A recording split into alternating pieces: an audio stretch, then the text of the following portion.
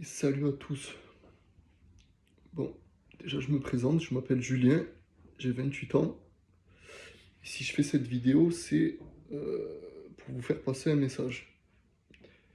Donc ça va être un message qui s'adresse à toutes les personnes, bah, à toutes les personnes en général, mais encore plus à celles qui ont l'impression de ne pas trouver un sens à leur vie en fait, de ne pas trouver leur place, de se sentir incompris et qui vivent des épreuves sans forcément les comprendre.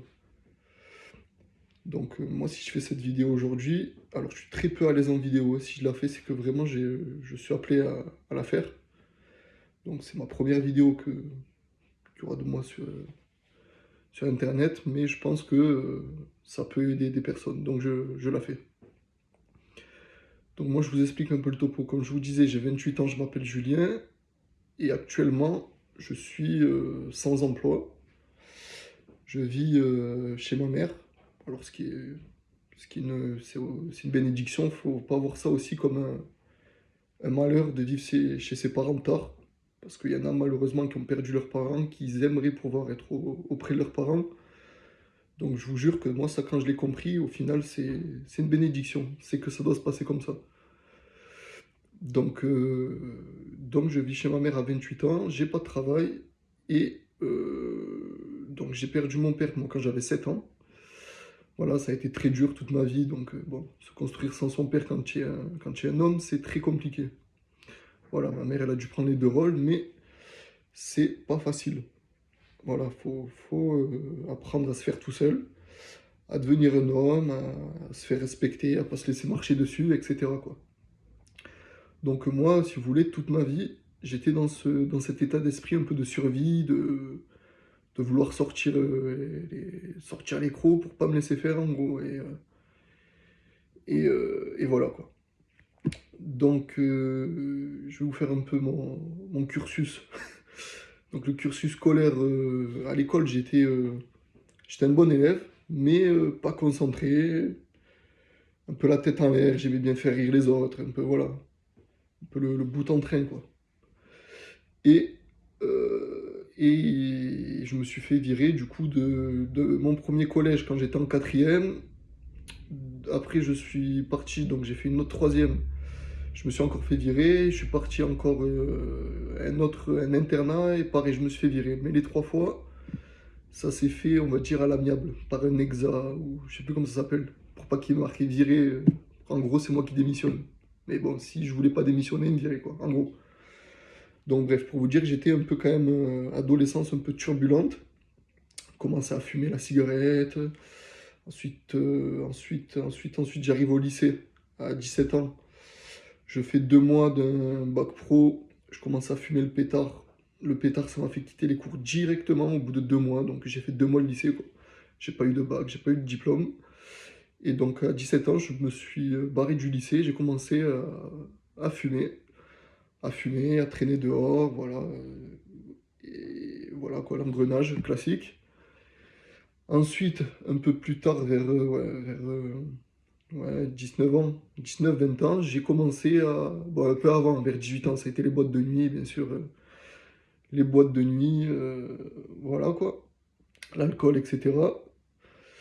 Et ensuite, ça a été les teufs, quoi. Les teufs, les soirées techno, et à partir de ce jour-là, on va dire que j'étais dans un engrenage de drogue, etc., quoi. Et c'est le cercle vicieux, c'est-à-dire que quand tu commences dans ça, malheureusement, quand tu mets un pied dans ça, ça va commencer crescendo. Tu vas y aller peut-être une fois par an, après tu vas y aller une fois tous les mois, après une fois par semaine. Après, voilà, tu vas même essayer de sortir la semaine quand si tu entends qu'il y a des soirées. Et ça va pareil pour la drogue, parce que la drogue c'est pareil, tu vas en prendre une fois par an, une fois par mois, une fois par... Et c'est l'engrenage, et une fois que tu as ce pied dans ça, c'est difficile à en sortir, on va dire. Et c'est difficile parce qu'en fait, je pense que quand on fait ça, c'est parce qu'on a un manque de quelque chose. Il nous manque quelque chose en nous, on ne pourrait pas dire ce que c'est, on ne se sent pas à notre place, etc. Et en gros, on va se mettre dans ça. On va se mettre dans ça parce que ça va nous réconforter, ça va nous apporter un certain bien-être, mais qui est au final, ce bien-être, il s'annonce être désastreux pour le cerveau, pour tout, pour les gens qui nous entourent, c'est pour tout. Donc, euh, donc là, du coup, j'ai 28 ans, donc ça faisait quasiment 8 ans que j'étais dans ça, jusqu'à il y a, en août cet été. Là, on est au mois de novembre, jusqu'en août cet été, j'étais encore dans cet engrenage. Bref, bon, quand j'ai eu 20 ans que je me suis lancé dans les soirées et tout, je venais de me mettre en couple. En gros, ça faisait 3 ans que j'étais en couple. J'étais en couple. Et si vous voulez, j'ai fait passer mon couple en second plan et j'ai commencé à faire n'importe quoi. Aller en soirée, voilà, je vais pas rentrer dans les détails, mais j'ai fait n'importe quoi, j'ai fait n'importe quoi. Voilà, donc il s'est avéré que bon, j'étais amoureux, c'était ma première histoire d'amour. Amoureux, la passion, tout ce que vous voulez. Pour moi, voilà, on allait faire notre vie ensemble, etc. Bon, il s'avère qu'au final, non, c'est une bénédiction, mais bon, sur le coup, enfin, pour moi, on allait finir la vie ensemble. Bref.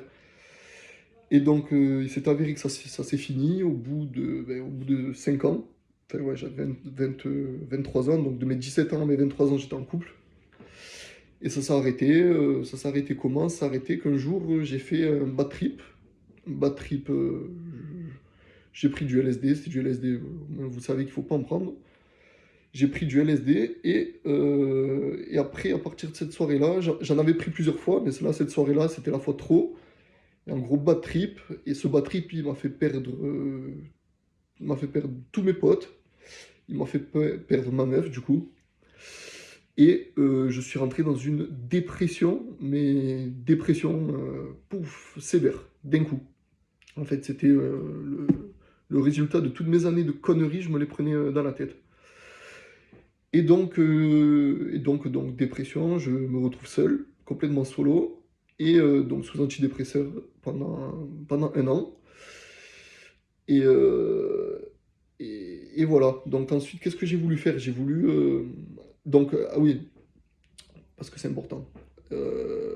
Donc moi, pour moi, j'allais en finir, j'allais me foutre en l'air, etc. Et à ce moment-là, j'ai prié Dieu. J'ai prié Dieu parce que je voyais que j'allais vraiment, ça y est, j'arrivais au bout du bout j'étais au fond du trou et j'ai prié Dieu. Je me suis dit, sortez, Dieu, si vous existez, sortez-moi de là, quoi. Sortez-moi de là, sinon je vais me foutre en l'air, quoi. Et j'ai pas envie d'en arriver là, j'ai pas envie de faire de la peine à ma mère. Elle a déjà vécu la mort de mon père, elle aurait pas supporté. Je pense après ça, elle serait foutue en l'air elle aussi. Donc après, j'ai vécu qu'avec ma mère et ma grand-mère, et ma sœur aussi, ma sœur qui a fondé sa famille. Mais bon, on va dire que ça aurait fait effet domino, moi, ensuite ma mère et ma grand-mère qui se retrouvent seules. Voilà, donc bref, donc j'ai prié Dieu, je voulais pas mourir, quoi. Même si j'en avais envie, je voulais pas. Donc j'ai prié Dieu pour qu'il me sorte de là. Et Dieu m'a fait arrêter, m'a fait comprendre les choses. En gros, à partir de là, j'ai arrêté la drogue vraiment, parce que j'étais encore dans un délire où j'allais continuer. Et en fait, à partir de là, pendant 1 an, j'en ai plus pris. Pendant 1 an, j'en ai plus pris. Et en fait, j'ai voulu arrêter les antidépresseurs tout seul, au bout d'1 an. Et en fait, les antidépresseurs, j'ai comblé ça ben, par le retour dans les soirées et la drogue, et c'était reparti dans la drogue, etc. Donc voilà, me voilà reparti dans les conneries. Donc voilà, pareil, là, donc là j'ai 28 ans, et donc pendant des années, ça a été drogue, drogue, drogue. J'ai travaillé 2 fois, alors malheureusement, moi j'ai pas eu de chance pour le coup, les 2 fois où j'ai travaillé, j'ai eu un problème de santé. Premier travail, j'allais faire un CFA plomberie. Je me casse le pied première semaine de taf, donc 1 mois de convalescence. Fin du mois, mon pied n'était toujours pas réparé. J'ai repris le taf, il m'a fait faire la période d'essai et puis il m'a viré. Bon, bref, je ne rentrerai pas dans les détails aussi pour ça, mais ça n'a pas été fait dans les règles de l'art, on va dire. Donc, déjà, première expérience de travail décevante. Ensuite, je travaille en tant que commercial, en porte-à-porte. Ça aussi, bon, j'ai gagné. Au final, c'est le système pyramidal. Moi, je conseille pas de faire ça. Je conseille pas. Après, peut-être qu'il y a des endroits, c'est bien, mais où j'étais, au final, j'ai pas gagné une bille. Mais bon. Et ensuite, j'arrivais pas à arrêter le travail, donc j'étais payé 400 euros par mois. Voilà, en travaillant tous les jours. Bref, on s'en fout, c'est pas ça le sujet, mais encore problème de santé, hernie discale. obligé de quitter le travail, opération d'urgence, nerf sciatique, jambe gauche paralysée. Donc voilà, retour à la case départ, pas de travail, machin. Bon, de là, je me dis quoi? Je me dis, bon, mais puisque les patrons, c'est comme ça, et le travail, c'est comme ça, je veux réussir par moi-même. Je veux réussir par moi-même. Et je veux réussir dans la musique, j'aimais la musique. Donc, il y a un collègue à moi qui me télécharge FL Studio donc pour faire du son. Et en fait, je voulais faire des prods de rap et me lancer dans le rap. Réussir. Moi, j'aurais gagné mes sous, voilà, par moi-même.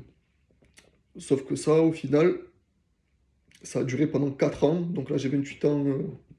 Bah, ça faisait 4 ans que j'étais jusqu'à janvier dernier.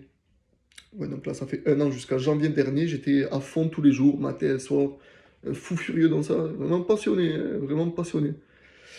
Et en fait, je voulais réussir dans ça et je voyais, j'ai eu des débouchés. En gros, j'allais être pris à Trasurban, un truc à la télé, un peu comme, enfin, un peu dans le même délire que Nouvelle École et tout ce truc-là. Au final, j'ai été pris, au final, ça s'est passé, ça s'est pas passé. De manière mystérieuse un peu, bon, bref. Et, et enfin, d'autres petits trucs qui m'ont fait comprendre qu'en gros, si j'avais dû réussir dans ça, j'aurais réussi en fait. Et je sentais qu'il y avait un truc qui était surnaturel, qui m'empêchait, qui me faisait comprendre, c'est pas dans ça que tu dois réussir, c'est pas un bon chemin, tu vas pas être épanoui, parce que moi je suis quelqu'un quand même qui est assez... alors j'ai du caractère, mais je suis très sensible comme garçon, et je suis quelqu'un d'assez... moi l'honnêteté, la droiture, etc. Moi c'est un truc qui me... Comment on va dire? Si j'ai pas ça, je vais pas me sentir bien à l'aise, etc. en fait. Et bon, le milieu du rap, on va dire, c'est un peu un milieu... voilà, faut être un requin, et bon... voilà, quoi. J'avais pas les épaules pour ça, c'était pas mon milieu. Et en gros, donc, ça me plaisait, mais je me suis dit, bon, là, ça a mis 4 ans quand même à me rendre compte, je me suis dit, c'est pas pour toi. Donc en janvier, en fait, je me suis dit, à ce moment-là, en fait, à janvier, je me suis dit, je vais essayer d'arrêter le shit. À ce moment-là, j'arrête le shit et j'arrête la musique, en fait, parce que les deux, ça allait ensemble, je faisais des prods, je fumais et tout, et ça me mettait dans une matrice, au final, dans un mood un peu noir. Donc j'ai arrêté les deux en même temps, mais je continuais en même temps la drogue, les soirées, d'autres drogues du coup, et les soirées techno, etc. etc. Et, euh, et jusqu'à août, mais en fait je priais Dieu en même temps, je priais, et en fait pendant ces soirées, même avant d'aller en soirée, je priais avant d'aller en soirée qu'il m'arrive rien avec la drogue ou pas de problème ou quoi, je priais quand même, mais j'arrivais pas à sortir de là en fait. J'arrivais pas à sortir de cet engrenage. Et fin août, je fais une soirée qui était comme une autre soirée, comme une soirée où je finis un after, où la journée elle continue encore after, comme voilà, si vous êtes dans ces soirées, vous savez comment c'est, hein. Ça peut durer 1 jour, 2 jours, 3 jours, 4 jours, voilà. Et bon, pour moi c'était une soirée comme une autre, donc je fais une soirée, je finis un after, et en fait ce soir-là, je vais rentrer dans les détails parce que c'est quand même important, c'est pas anodin aussi ce détail-là. Ce soir-là, je suis avec un collègue et en fait, on avait pris de la coke. On a pris de la coke et, et d'un coup, on se dit, c'était au bout de 2 jours, donc j'étais claqué, j'avais pas dormi, mais on se dit, vas-y, on va pas rien faire. Tiens, mais si on allait, mon collègue connaissait, il était déjà allé en soirée, soirée machin, soirée échangiste, enfin, voilà, les trucs comme ça, quoi. Où j'étais jamais allé, je me suis dit par curiosité, j'ai envie d'aller voir et tout, mais au fond de moi, je savais que c'était pas bien. Fallait pas que j'aille dans ça en fait. Et en fait, sur le chemin, on part de lui, et sur le chemin pour y aller, il a dû, lui, il habitait pas dans ma ville, parce que moi, j'avais pas le permis, c'était lui qui devait me déposer après. Et en gros, sur le chemin pour y aller, il a dû s'arrêter près de chez moi pour aller voir un pote à lui juste 2 minutes, et après, on serait allé à la soirée. Et en fait, sur le chemin pour aller jusqu'à chez moi, je commence à me sentir mal, mais mal en fait. J'avais l'impression que mes bras ils commencent à flotter, en fait, comme si mon corps il m'appartenait plus. J'avais l'esprit, je réagissais lentement. En fait, à ce moment-là, je dis à mon pote, je dis, pose-moi à la maison, pose-moi chez moi, s'il te plaît. Ça va pas là, ça va pas. Et en fait, il me pose chez moi, déjà pour sortir de la voiture, je sentais que rien que pour faire 50 mètres jusqu'à chez moi, c'était le parcours du combattant. Et j'arrive chez moi, et je commence à me sentir mal. Me sentir mal, et je commence à sentir en fait que j'ai ma respiration en fait qui est...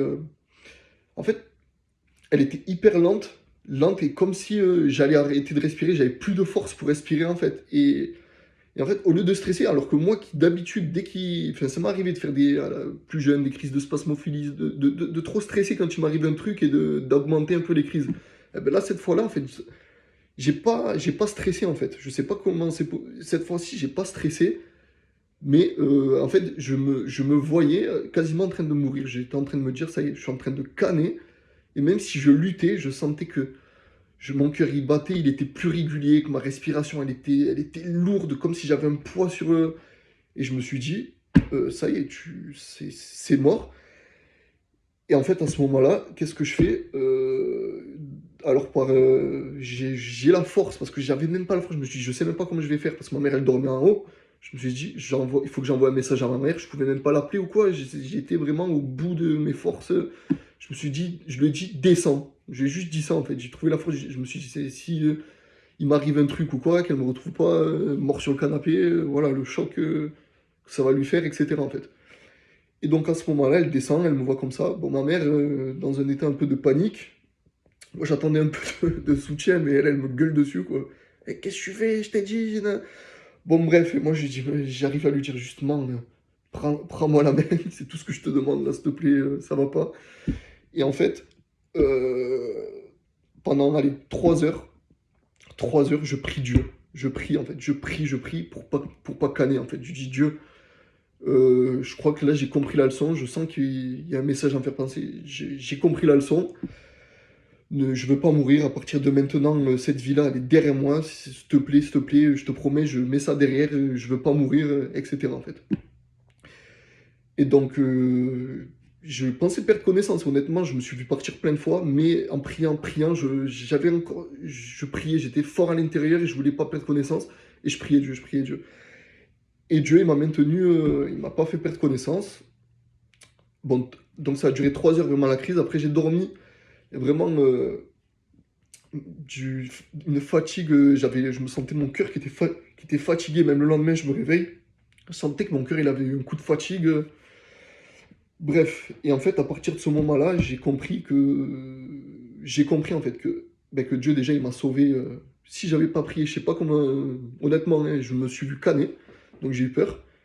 Et en fait à ce moment-là, j'ai pris conscience que la vie elle est importante, de une que ce chemin-là, il t'amène à la mort et pas à la vie. Donc, si vous vous dites oui, nous on s'amuse, c'est un chemin d'amusement, non, non, c'est pas d'amusement, c'est un chemin qui t'amène entre quatre planches à la fin. Parce que ça commence comme ça, comme ça, comme ça, comme ça, comme ça.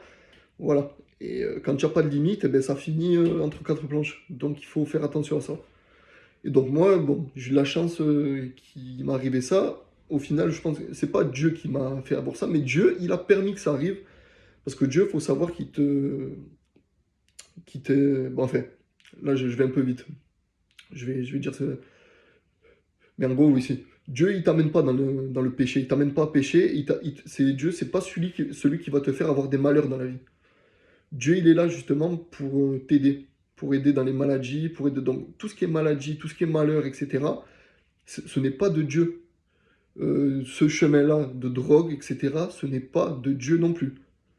Vous savez très bien de qui c'est. Je vais pas dire non plus son nom, pas trop donner d'importance. Mais ça, c'est un chemin que le mal veut que tu empruntes pour te tuer, pour la perdition, pour ta mort spirituelle. Voilà, ce n'est pas un chemin de Dieu, il faut le comprendre. Et ce chemin-là, on le prend quand on a des faiblesses, on a une vie pas facile, et qu'on essaye de combler tout ce manque par ce chemin-là, etc. Et donc, à ce moment-là, donc, bon, quand je me réveille le lendemain, je prends conscience de tout, je prends conscience que la veille j'ai failli canner, je vais parler à ma mère en fait.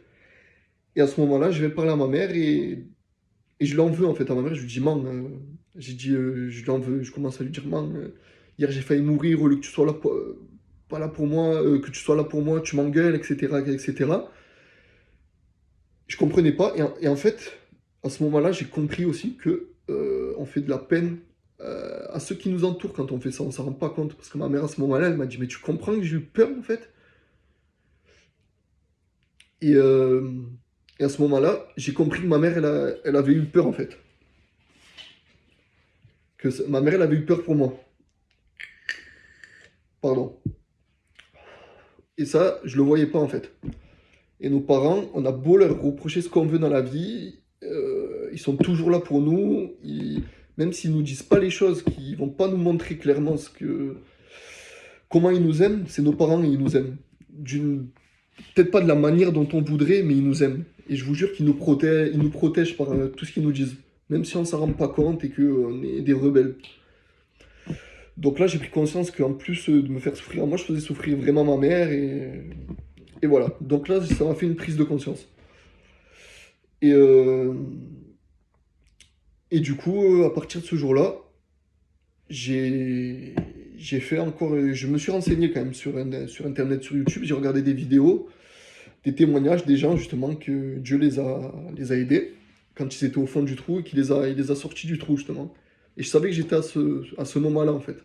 Je l'ai senti, ça fait des années que je priais parce que je cherchais quand même à connaître Dieu, mais sans le connaître en fait. Je priais sans le connaître. Et donc là, je me renseigne sur Internet et je vois que pour être vraiment être bien et pour vraiment expérimenter ce chemin qui est donc le contre-pied du chemin de perdition de drogue, c'est un chemin qui est beaucoup plus sain, qui est pas avec les soirées, la drogue, etc. J'ai vu qu'il fallait donc il fallait prier Jésus et qu'il fallait totalement s'abandonner à Jésus, faire une prière donc du cœur, faut le vouloir, faut que ça vienne de soi-même en fait. Il faut vouloir changer. À partir du moment où on veut changer, il faut prier. Il faut faire la prière. Vous faites la prière Jésus, je te prends en tant que mon seul Seigneur et et mon Sauveur. J'accepte enfin, je dis j'affirme que tu es mort à la croix pour mes péchés et je m'abandonne totalement à toi. Je te donne les rênes de ma vie en fait. Et c'est ce que j'ai fait. J'ai prié et j'ai fait ça. Et du coup, du coup, à partir de ce jour-là, j'ai senti une paix, en fait. Je savais que j'avais pris la bonne décision. Je commençais à sentir une paix en moi, en fait. Un truc, comme s'il y avait plein de choses qui s'enlevaient, comme si j'avais plus à être obligé d'aller dans ces soirées, j'avais plus de compte à rendre à personne. J'avais juste à prendre soin de moi, en fait. Prendre soin de ma santé et de mon avenir. Je le comprenais, j'avais une paix qui s'installait en moi. Et, euh, et donc, euh, et donc moi là, ça fait depuis août donc là on est en novembre, que je suis plus allé en soirée, j'ai plus touché à l'alcool, j'ai plus touché à la drogue, tout ça. Et j'ai une façon de penser qui est totalement différente d'avant. En fait, c'est le jour et la nuit, mais au final, c'est la mentalité qu'on a quand on est enfant, en fait. Quand on est insouciant et qu'on n'a pas, eh ben, en fait, c'est cette mentalité-là, en fait. On redevient un peu l'enfant qu'on était, avant de se faire pourrir par la drogue, se faire pourrir par des chemins qui sont pas bons, qui sont le chemin du mal et pas du bien en fait. Et donc là, je me sens, donc ça fait depuis août, on est novembre, et là je me sens mille fois mieux. Je vous dis, ça m'a transformé, là j'ai un intérêt. Alors là, je suis qu'au début, comment vous dire, beaucoup vont faire des vidéos où ils ont quand même expérimenté, peut-être depuis un moment, où ils vont avoir lu la Bible, connaître vraiment tous les versets, parce que quand tu donnes ta vie à Jésus, forcément, tu vas vouloir apprendre à le connaître. Et pour suivre son chemin, pour te transformer, c'est par la parole de la Bible. Parce que tout ce qui est écrit dans la Bible, ça a beau être un livre qui a été écrit il y a 2000 ans, il y a longtemps, il se périme pas le livre. Les enseignements de la Bible sont les mêmes enseignements qu'à l'heure d'aujourd'hui. Donc tous ceux qui ont peut-être des a priori par rapport à ça, de se dire oui, mais c'était il y a longtemps, le monde il évolue. Oui, le monde il évolue. Mais le problème c'est qu'il ne faut pas faire évoluer les paroles de la Bible comme on l'entend. Parce que ça voudrait dire qu'on est en train de trafiquer ce que Dieu veut pour nous, parce que le monde il évolue malheureusement pas dans le bon sens. Il évolue pas dans le bon sens. Donc se dire que le monde évolue et qu'il ne faut pas suivre ça, c'est totalement faux. C'est totalement faux, justement. Et c'est ce que j'ai compris aussi, c'est ce que je vois de plus en plus du coup, c'est que c'est un réveil qui est en train d'avoir. Un réveil qui est en train d'avoir, pas que sur moi, sur plein de personnes qui sont pas forcément pratiquantes de base, qui ont même peut-être des familles athées. Moi, j'ai des familles chrétiennes, mais pas pratiquantes. Voilà. Donc, bon, on dit oui, on est chrétien, mais on ne pratique pas forcément, on n'a pas forcément lu la Bible. Enfin, je parle pour. Moi, je sais que ma mère, elle est comme ça. Donc, même elle ne savait pas trop. Enfin, on peut suivre Dieu. C'est pas on va dire, aller à l'église tous les dimanches et prier de temps en temps, et walou, il n'y a pas d'effort de notre côté. Non, suivre Dieu, tu as des sacrifices à faire. C'est-à-dire qu'il y a des choses que tu dois enlever de toi, des choses qui sont en toi. En fait, quand tu donnes ta vie à Dieu, en fait, c'est t'abandonner, c'est-à-dire que ton toi, tu vas le faire mourir. Et en fait, c'est la renaissance en Christ, c'est la mort et la renaissance en Christ. C'est-à-dire qu'à ce moment-là, Christ, il va, par la parole que tu vas lire dans la Bible, il va changer tout ce qui n'est pas bon en toi, et il va mettre des graines d'amour que lui a semé dans le monde quand il est venu par son sacrifice, l'héritage qu'il nous a laissé par son sacrifice, parce que Jésus, il n'est pas juste mort à son sacrifice, non. Son sacrifice a fait que le Saint-Esprit, donc le Saint-Esprit, c'est l'Esprit de Jésus, de Dieu, et parmi nous, en fait, le Saint-Esprit, il est pas qu'à l'église, il est palpable, n'importe à quel endroit où tu te trouves. Tu peux en bénéficier en priant, en étant du côté de Dieu. Il te protégera toujours. Tu sais toujours ce qui est bien, ce qui est pas bien. Et ça, c'est le Saint-Esprit. C'est ce que Jésus a laissé, en fait. Et ce Saint-Esprit-là, il faut l'alimenter, il faut le nourrir. Il faut le nourrir par la parole et par les enseignements qu'il y a dans la Bible. Alors moi, je vais pas vous mentir, je suis 100% honnête, je suis encore au début. Là, je suis je lis, mais j'ai encore du mal à me mettre à fond dans la parole. J'ai encore du mal. Et je prie justement pour que cette passion, elle vienne à moi, et elle va arriver. Je prie parce que c'est ce qui va complètement, je sais, me changer encore plus. Là, je suis encore au début, mais justement, je vous partage ce message parce que je suis encore qu'au début, en fait. Je suis pas comme quelqu'un qui va... je vous dis mes ressentis, vraiment, ce que tu peux ressentir dès le début quand tu vas te tourner vers le Christ, en fait. Donc, j'ai pas une grande expérience. Mais déjà, le peu que je sais, c'est que ça a changé ma vie, et ça peut changer la vie de n'importe quelle personne dans sa vie qui a une quête de sens. Qui a une quête de sens et qui ressent un manque. Parce qu'en fait, le manque qu'on ressent tous et qu'on ressent en nous, et on peut expérimenter d'autres chemins, parce que moi, avant ça, justement, j'avais expérimenté, par exemple, la New Age. La New Age, la New Age. Et moi, je suis un passionné. Dans tout ce en fait, quand j'aime quelque chose, je suis passionné dans ce que je fais. Quand j'étais passionné de musique, j'étais passionné à fond dans ça. Et à un moment, la New Age, ça me passionnait aussi, c'est-à-dire tout ce qui était... Mais en plus, je ne savais pas, les tirages de cartes, tout ça, tout ce qui était tirage de cartes, les trucs de Reiki,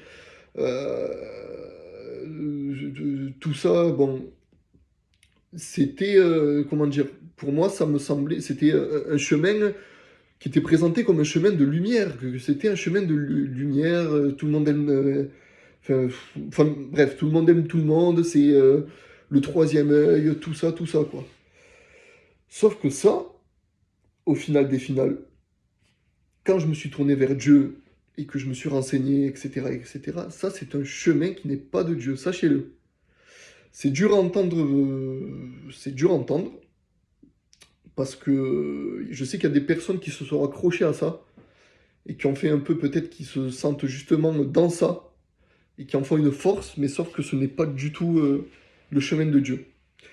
Et en fait, tout chemin qui n'est pas de Dieu, ce n'est pas un bon chemin. Dans ta vie, tu as un chemin qui est fait pour toi avant ta naissance. Dieu, il t'a mis sur ce monde, c'est lui qui t'a créé, et il t'a aimé avant ta naissance.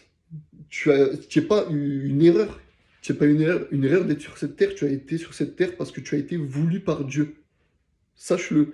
Donc même si tu as eu une vie difficile, tu as été rejeté, même par tes parents, même par tes potes, par des gens qui t'arrivaient des malheurs, sache que Dieu, ce n'est pas Dieu qui veut que tu aies des malheurs dans ta vie. Non, non, Dieu est là justement pour t'apporter son amour dans ces malheurs. Et en fait, tout ce que tu vas chercher, tout ce qui est au fond de toi, tout le vide qui est au fond de toi, Le jour où tu te tournes vers Dieu, donc vers Jésus, vers Dieu, tu vas comprendre que c'est ça que ton âme, elle cherchait depuis toujours, en fait. Et oui, et moi je suis passé justement par plein de stades, de chercher un peu le chemin de la lumière avant d'arriver vraiment à comprendre que c'était Dieu. Il n'y en a pas d'autre en fait. Il n'y en a pas d'autre. Et en fait, le problème c'est que la religion c'est annoncé quand les gens voient ça d'un air démodé, d'un air cringe ou has-been ou ce que vous voulez, que ça n'a rien à voir. Déjà la religion, déjà Jésus, pour vous dire, Jésus, il est spirituel, Jésus. C'est pas forcément une. Alors oui, ça a été, on appelle ça le christianisme, mais ce que je veux vous dire, c'est que Jésus est spirituel. Jésus est spirituel. En fait, Jésus, c'est l'amour, c'est l'incarnation de Dieu qui, par son sacrifice, s'est réincarné, en gros, dans le Saint-Esprit. Donc c'est pour ça que quand on prend Dieu au nom du Père et du Saint-Esprit, parce que le Saint-Esprit, c'est le résultat, c'est ensuite, une fois qu'il y a eu la crucifixion bon, bref, de Jésus, cet amour-là, c'est le Saint-Esprit. Et le Saint-Esprit, c'est spirituel, c'est un amour qui vient en toi le jour où tu donnes ta vie à Dieu. C'est un amour qui remplit tout ton être et qui va combler tous les manques de ta vie. Tous les manques de ta vie.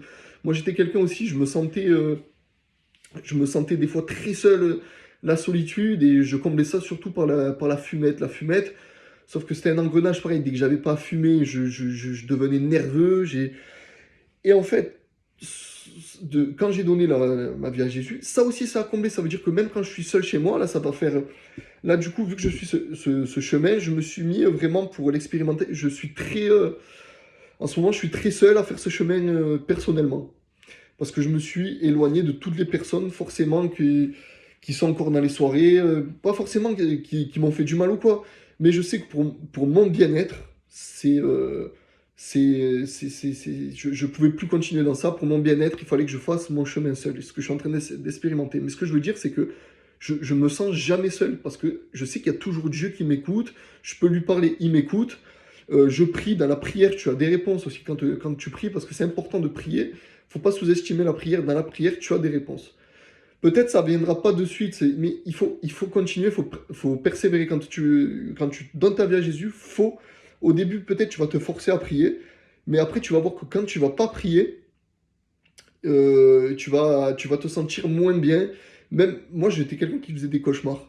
Et le diable, il attaque pas que dans la vraie vie, le diable, il attaque aussi dans tes rêves, donc dans les cauchemars, etc. Et je me suis rendu compte, moi, que quand je priais, je dormais bien, je ne faisais pas de cauchemars. Et quand je ne priais pas, je faisais des cauchemars, mais même dans mes cauchemars, je me rappelle que dans mes cauchemars, je priais Dieu, je priais Jésus, je priais. Et même des fois dans mes rêves, justement, il me disait, t'inquiète pas, je suis là, en fait. Et donc, pour vous dire que Dieu, Dieu, Dieu, il va te changer complètement du jour au lendemain. Il va te donner son amour. Il va te changer complètement, il va te faire comprendre que tu n'as besoin de rien dans ta vie, tu n'as besoin de rien, même pas de forcément d'argent mal gagné en fait. Tu n'as pas besoin non plus d'argent mal gagné, c'est-à-dire d'avoir à tout prix des gens comme ils font, je ne vais pas critiquer, mais bon bref, la plupart des gens qui veulent vous vendre des commerces et qui vont vous amener à Dubaï, mais ça, regardez, si tu n'es pas entrepreneur, tu as tout loupé dans ta vie, etc. Ça, c'est un mauvais cheminement, ça, c'est de l'argent, et on te fait comprendre que si tu n'as pas ça, t'es une merde. T'es une merde, quoi. Mais ça n'a rien à voir. Quelqu'un qui est riche, c'est quelqu'un qui a Jésus dans sa vie, point barre. Point barre, que tu aies des sous dans ta vie ou que tu n'en aies pas, du moment que tu as Jésus dans ta vie, je te garantis que tu es riche. T'as la meilleure chose qu'on peut avoir sur cette planète. T'as l'essence même de la vie, qui est l'amour, et quand tu es avec Jésus, tu es dans l'amour pour toi-même, des gens qui t'entourent aussi, parce que Jésus, il va te changer. Moi, je sais que je suis encore dans ce cheminement. Je sais que avec toutes les épreuves que j'ai eues, j'ai pas aimé comme il fallait aimer. J'ai pas aimé mon prochain comme il fallait que j'aime mon prochain. Que ce soit même mes parents ou d'autres personnes. Et même ça, c'est en train de me changer, parce que en fait, Jésus, Dieu, il est dans chaque personne que tu vas rencontrer dans ta vie. Dans chaque personne, même les personnes qui vont être dark ou quoi, il y a toujours, il y a toujours l'essence de Dieu, même qui traîne dans ces personnes-là. Même si elles vont pas, ça va pas être flagrant quand tu vas le voir. Dans chaque personne, il y a Dieu. Faut se le dire. Donc, ne pas être bien avec une personne, c'est comme si tu étais pas bien directement avec Dieu, en fait. Il faut être, faut avoir de la compassion pour les gens. On ne sait pas ce qu'ils ont vécu. N'importe quelle personne que tu vois qui est, d'un point de vue, tu peux te dire, putain, cette personne, pardon pour le gros mot, mais cette personne, elle est un peu, elle est un peu aigrie et tout, elle est un peu aigrie. Mais tant tu sais pas, mais cette personne, elle est en train de vivre l'enfer dans sa vie et tu la connais pas et toi, tu vas la juger au premier abord. Donc, ce que je veux dire, c'est que chaque personne a des épreuves dans la vie. Il faut pas juger une personne au premier abord et il faut pas non plus se rapprocher que des personnes belles, que des personnes qui extérieurement présentent bien, etc. Non, c'est pas parce que tu présentes bien qu'à l'intérieur, tu es quelqu'un de bien. Tu peux très bien,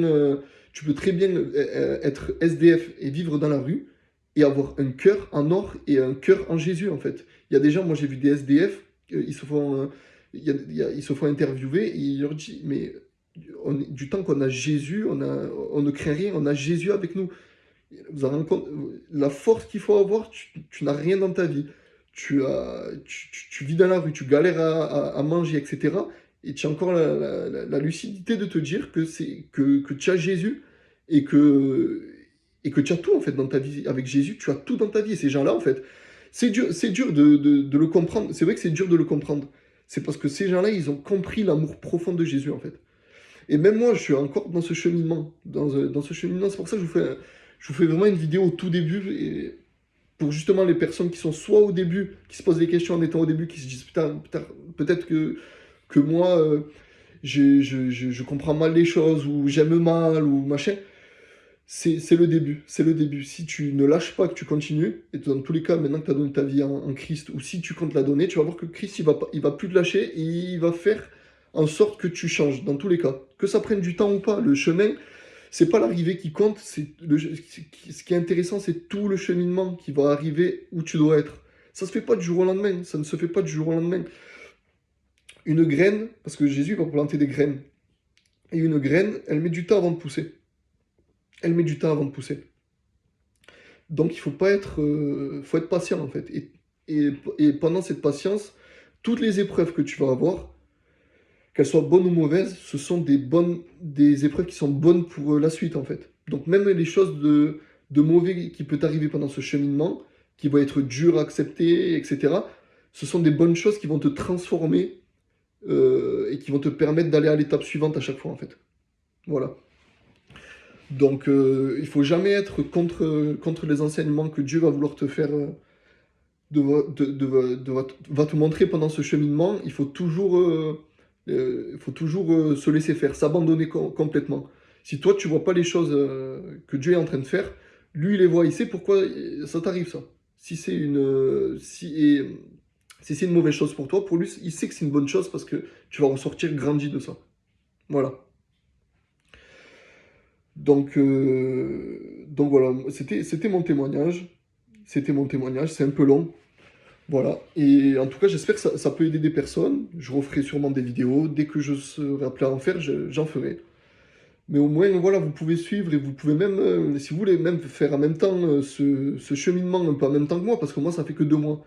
Donc si vous voulez, si vous le commencez un peu en même temps que moi, quoi, quand je vais faire des vidéos, j'aurai peut-être des réponses que vous vous posez, ça pourra vous aider. Voilà. Voilà, sur ce, je vous laisse. Soyez bénis.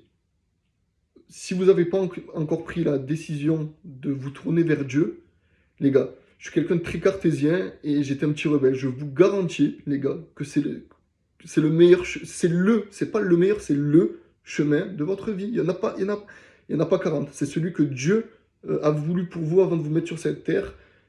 Et c'est celui que, si vous l'empruntez, vous serez à votre place, pardon, et vous aurez un sens à votre vie. Votre vie, elle va prendre un sens en claquant des doigts. En vous tournant vers Dieu, faites-moi confiance, vous allez tout comprendre. Pas tout comprendre directement, mais vous saurez que vous êtes à votre place. Et le chemin, il va être beau. Il va être beau. On n'a qu'une vie. Prenez soin de vous, de votre santé, de vos proches, de vos parents et des gens qui vous entourent. des gens qui vous entourent. Ne jugez jamais une personne à son physique au premier abord. Apprenez à la connaître. Et les gens humbles, ils ont beaucoup de choses à nous apporter. Et moi, le premier, je me mets dans l'eau. Je me mets dans l'eau, j'étais comme ça avant. Donc, ayez un grand cœur, soyez amour. Voilà, le message, c'est l'amour. Jésus-Christ était amour. Vous, vous allez devenir amour avec n'importe quelle personne, même si vous avez vécu des épreuves difficiles. Passez une bonne journée ou une bonne soirée et à la prochaine. Soyez bénis et on se revoit vite. Ciao, ciao.